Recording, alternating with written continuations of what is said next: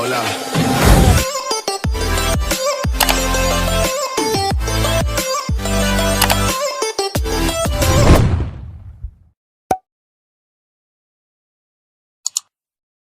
Mais dans l'hôpital là, moi peur. Parce que mes processus que vous faites passer la donne là.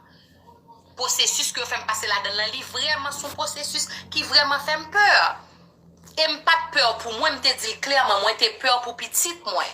Parce que j'ai 36 ans bien qui me moi mourir. Ça pas garder m'te peur pour petite moi. So matin yo relem finalement. OK? Finalement yo relem. Finalement matin yo relem. Docteur parle avec moi, yo bam résultat. So kounya Nobody called me. I've been waiting for the result because they said it was going to take 5 to 7 business days. Okay, well, we do have your results now, and I want to let you know that they are negative. Thank you so much. You're welcome. How are you feeling? Oh my gosh, I'm feeling okay.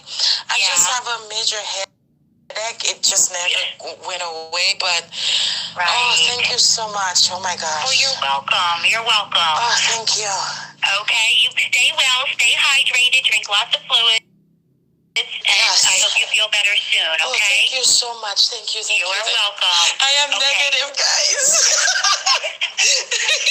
We can kiss again. I am negative. My test is negative. The test is negative.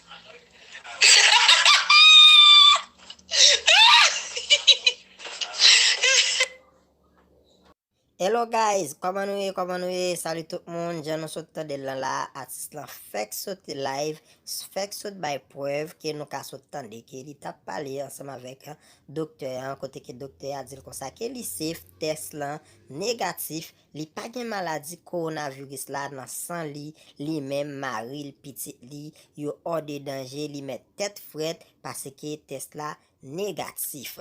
Ou même qui t'a prié pour artiste là, n'a dit kembe la palagi artiste là, merci.